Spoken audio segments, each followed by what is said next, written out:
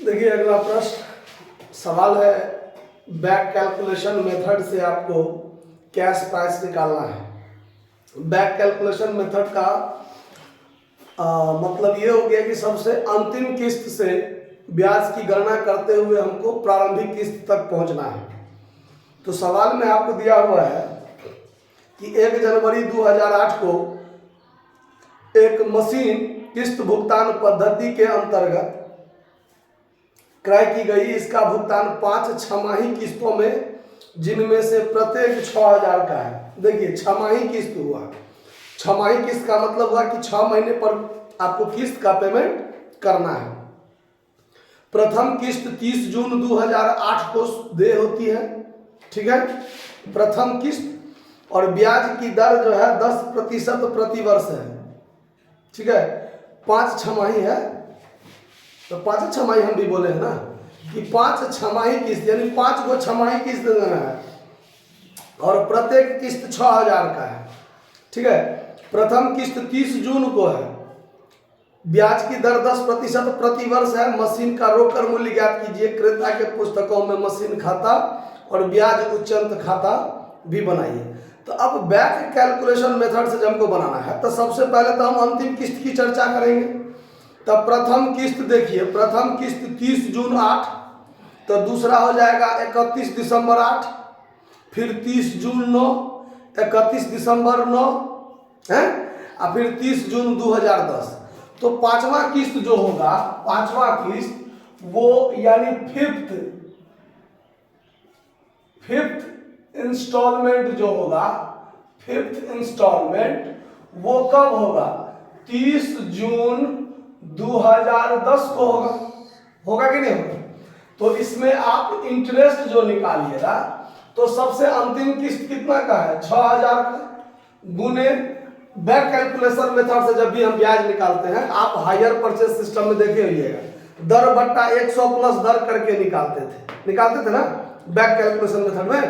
तो दर बट्टा 100 प्लस दर जब करेंगे हम, तो यहाँ 10% प्रति वर्ष है, जबकि छमाही किस्त लगता है तो दर को आधा कर लेंगे। इस बात सबको ध्यान रखना है, गौर से ध्यान रखिएगा इस बात सबको।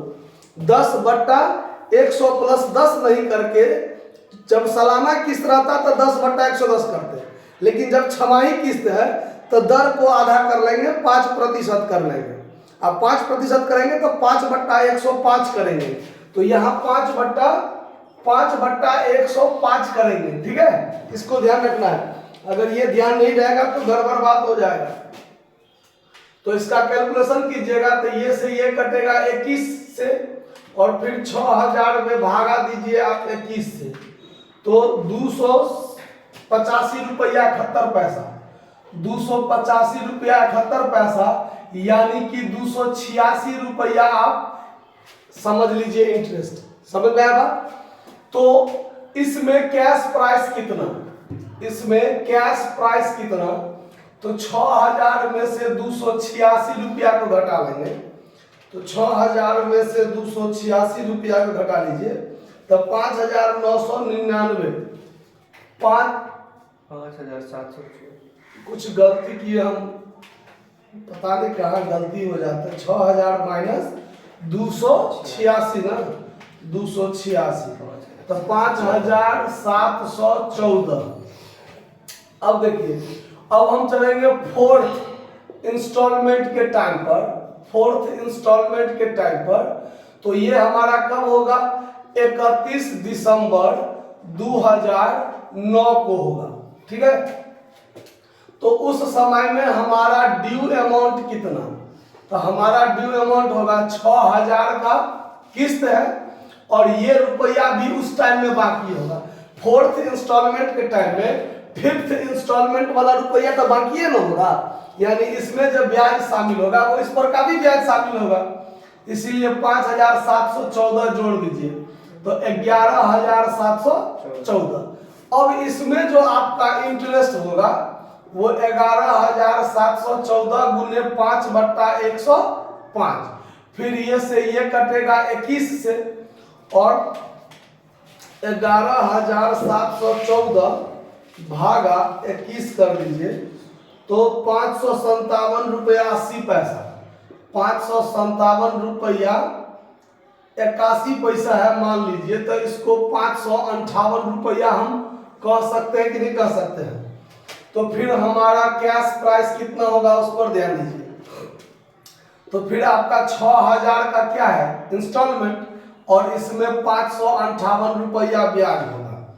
तो 6000 माइनस 558 रुपया, तो 5442 रुपया। फिर थर्ड इंस्टॉलमेंट के समय में चलिए, थर्ड इंस्टॉलमेंट के टाइम पर हमारा ड्यू अमाउंट कितना है, यानी बकाया राशि। तो 6000 का हमारा किस्त है, और उसमें ये भी बाकी होगा, और उसमें 5714 भी बाकी होगा, ये भी बाकी होगा। तो टोटल को जोड़ के हो जाएगा 11714, जोड़ दीजिए इसमें 17156, 17156। अब इसमें जो हमारा इंटरेस्ट निकलेगा 17,156 गुने 5/105, फिर ई कटेगा 21 से, और इसमें भाग दीजिए 21 से। 816 रुपया 95 पैसा, 816 रुपया 95 पैसा मतलब 817 रुपया हम कह सकते हैं। तो हमारा कैश प्राइस कितना निकलेगा? कैश प्राइस निकलेगा फिर 6000 माइनस 817, 6000 माइनस 817 कर दीजिए, तो 5183, 5183। फिर जब फोर्थ नहीं, अब तो 2 होगा ना, यानी सेकेंड इंस्टॉलमेंट के समय में, सेकेंड इंस्टॉलमेंट के टाइम पर हमारा ड्यू अमाउंट कितना? तो 6000 का किस्त है, आप प्लस 5183 ये हुआ, और ये था कितना 5442, और ये था 5714। ठीक है। तो अब ई तीनों को जोड़ के 1 2 3, ई तीनों को जोड़ के तो हमको पता है कि 17,156 है, तो इसमें जोड़ दीजिए 17,156, तो 22,339। तो ये हो गया 22,339।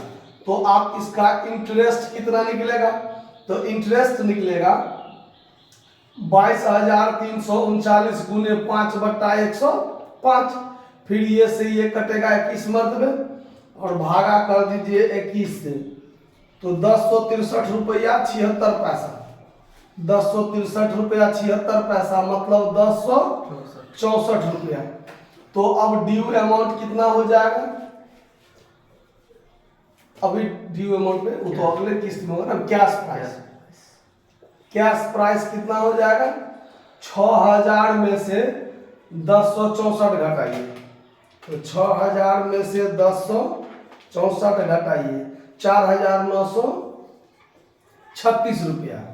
अब फर्स्ट इंस्टॉलमेंट के टाइम पर, अब फर्स्ट इंस्टॉलमेंट के टाइम पर हमारा ड्यू अमाउंट कितना?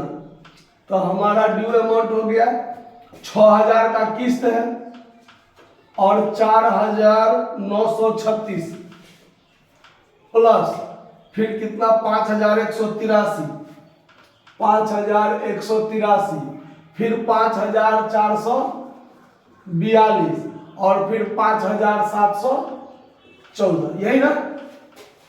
अब देखिए 1 2 3 4, ये चारों को जोड़ के 1 2 3 4 को जोड़ के सिर्फ यही जोड़ना है।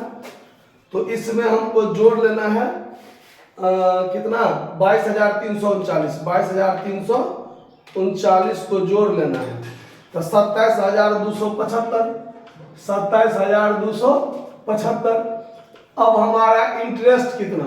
तो अब हमारा इंटरेस्ट हो जाएगा 27,275 गुने 5/105, ये से ये कटेगा 21 से, और फिर इसमें भाग दे दीजिए 21 से, तो 1298 रुपया 80 पैसा, 1298 रुपया 80 पैसा, तो 1299 रुपया तो हम कह सकते हैं कि नहीं। तो अब हमारा कैश प्राइस कितना, तो हमारा कैश प्राइस हो गया 6000 माइनस 1299, तो 6000 माइनस 1299, 6000 माइनस 1299, 4701 हो गया। अब देखिए, अब हमारा जो कैश प्राइस होगा वास्तव में कैश प्राइस वो कितना होगा, तो 4701 प्लस 4936 प्लस 5183 प्लस 5442 प्लस 5714, यही ना सब अलग अलग कैश प्राइस जो लिए टोटल का। तो इसमें प्लस कर दीजिए 27275, 27275, 31976, 31976, ये आपका कैश प्राइस का आंसर हो गया। तो देख लीजिए कैश प्राइस है इतना का, कहीं गलती कर दिए क्या, 31000, इसमें 25976 है, तो किसको जोड़ लिए हम एक्स्ट्रा, अच्छा मिस्टेक जोड़ने में गलती किया हम, ये पूरा का जोड़ लिए, इस पूरा को जोड़ना है ना, जोड़े पूरा को आप लोग। 4701 प्लस 4936, 4936 प्लस 5183 प्लस 5442 प्लस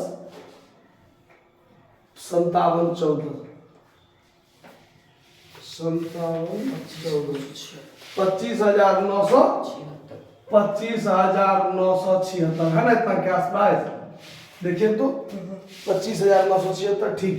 अब आपका इंटरेस्ट सस्पेंस देखिए, इंटरेस्ट सस्पेंस कितना है, तो इंटरेस्ट सस्पेंस है कितना, फर्स्ट इंटरेस्ट कितना का देखिए 1299, आप लोग आप जोड़िए फटाफट, 1299 प्लस 1064, 817 558 प्लस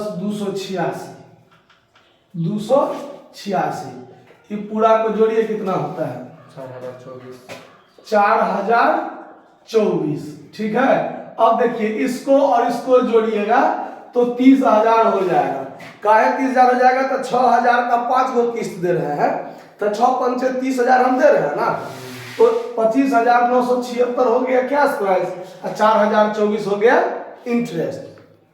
अब देखिए सवाल में 10%, अच्छा हरास का तो कोई चर्चे नहीं है, सवाल में हरास का कोई रेट जब तक नहीं है तब तक हम जो मशीन अकाउंट सवाल में बोला है खोलने, देखिए सवाल में कहता है ना कि क्रेता के पुस्तक में मशीन खाता और ब्याज उच्चंत खाता बनाइए, तो जब सवाल में हरास का कोई चर्चे नहीं है तो फिर मशीन खाता कैसे खुलेगा, मशीन में तो वही चीज बाय बैलेंस BD CD हर साल वही एक ही चीज हो जाएगा, होगा कि नहीं होगा। तो जब हरास की दर नहीं दिया हुआ है, कहीं भी तो नहीं है, इंग्लिश में भी नहीं है, जब हरास की दर नहीं है तो ब्याज उच्चंत खाता खाली खोल दीजिए कि नहीं, दुए को खाता कहता है खोलने, मशीन खाता और ब्याज उच्चंत खाता, देनदार का खाता कहता ही नहीं है खोलने कि, तो सीधे इंटरेस्ट सस्पेंस अकाउंट खोलिए, इंटरेस्ट सस्पेंस अकाउंट खोलिए। अगर वेंडर का खाता कहता खोलने तो आप खोल सकते हैं, पीछे भी बहुत सारा सवाल आपको बताए हैं, ठीक है। सवाल 2 ही साल का बनेगा, खाता किस्त न 5 है लेकिन 2 किस्त एक साल में हो जाएगा और एक किस्त यानी अगले साल जाएगा, यानी 2.5 साल का सवाल बनेगा हमारा। तो क्रेता के पुस्तक में जो बनाएंगे इन द बुक्स ऑफ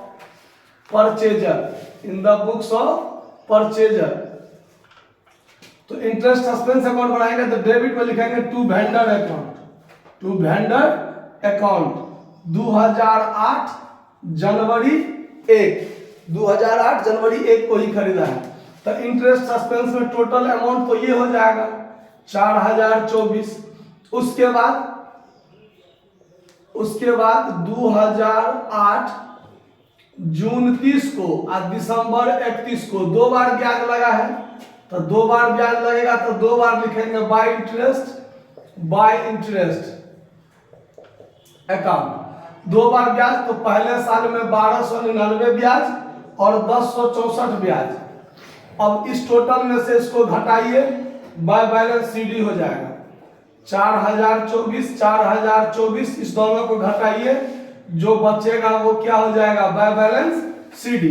कितना हुआ घटा के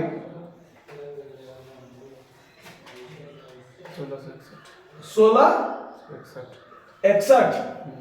चलिए अब यहाँ पर 2009 जनवरी 1 को टू बैलेंस बीडी लिख लीजिए, 1661 हो गया। 2009 जून 30 को और फिर दिसंबर 31 को 2 बार बाय इंटरेस्ट लगाएगा, कितना तो 817 558, 817 558। जो बचेगा वो क्या हो जाएगा बाय बैलेंस सीडी। तो 1661 में से इसको घटाइएगा तो जो बचेगा बाय बैलेंस सीडी 286 बचेगा, जो पहला वाला ब्याज होगा वही बचेगा। फिर यहाँ 2010 जनवरी 1 को टू बैलेंस बीडी कर लीजिए 286, और 2010 जून 30 को क्या लिख दीजिए, देखिए यहाँ पर 2 किस्त में हमने आपको डेट भी लिखा है, अब बाकी में लिखवे नहीं किया, तो यहाँ लिख लीजिए 30 जून 2009, ये हो जाएगा 31 दिसंबर 2008, और ये हो जाएगा 30 जून 2008। ये 31 दिसंबर 2008 और ये 30 जून 2008। तो यहाँ पर बाय इंटरेस्ट का चर्चा होगा, बाय इंटरेस्ट अकाउंट 286, खाता क्या हो गया क्लोज, ठीक है। और कहता है इसमें मशीन खाता, तो सवाल में मशीन खाता बनाने का कोई उपाय ही नहीं है, इसलिए नहीं है क्योंकि हरास का तो चर्चा ही नहीं किया हुआ है। तो जो आप एक बार लिखिएगा वही बाय बैलेंस सीडी बीडी 2 साल कर देना है, बाकी और कोई बात है नहीं।